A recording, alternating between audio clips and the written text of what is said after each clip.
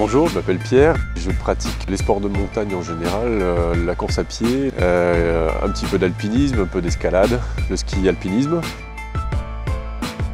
Le ski alpinisme par définition, c'est une manière de se déplacer en montagne l'hiver en dehors des pistes, avec un matériel plus léger que le ski de randonnée et qui donc permet de couvrir de grandes distances en peu de temps.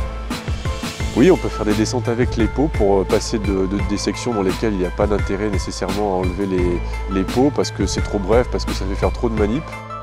Il y a des systèmes qui permettent d'attacher rapidement les skis sur le sac, donc aussi encore une fois d'évoluer très rapidement. Et à ce moment-là, soit on utilise simplement, on monte à pied, si la neige le permet, si la chaussure s'enfonce suffisamment. Sinon, il y a des systèmes de chaussage très rapides de crampons.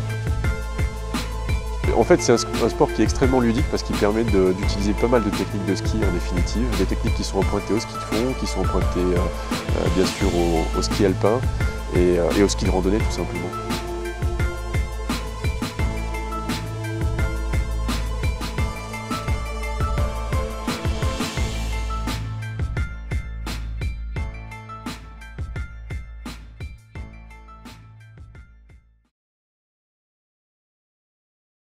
Alors on a fait tout ce tour à ski et ça reprend ni plus ni moins une grande partie des sections du trail qui va se dérouler en septembre prochain, qui sera le support des championnats de France de trail.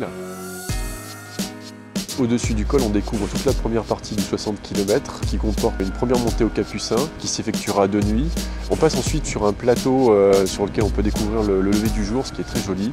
Puis une section très roulante qui nous permet d'arriver jusqu'au-dessus de la Bourboule avant de remonter sur le Puy Gros et basculer à nouveau sur le Mont d'Or avant de prendre une large montée qui nous amène jusqu'au col de la Croix-Morand.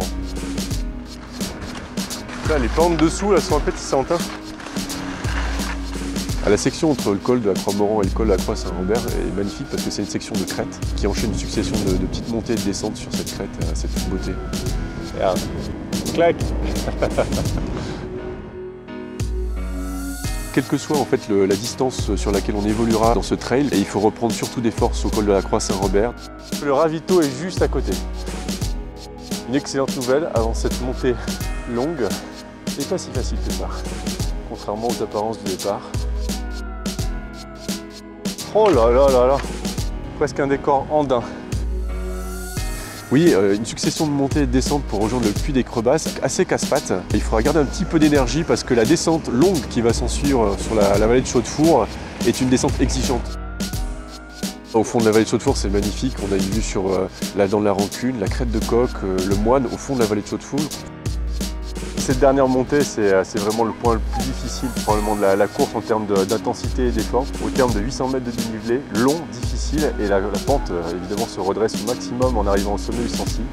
Bien sûr avec à la clé tout le panorama sur l'Auvergne, mine de rien, le Cantal et jusqu'au nord. Sommet du Sancy, 1886 mètres, c'est le sommet de la course, tout simplement. C'est vraiment probablement le point le plus difficile de la montée, il n'y a pas de doute. Il faut encore avoir de la force pour descendre parce que le retour est long. Ensuite, il y a une monotrace très très belle sur les crêtes qui nous ramène au col de Cour. Et au col de Cour là, il faut vraiment faire très attention parce que la descente est très technique.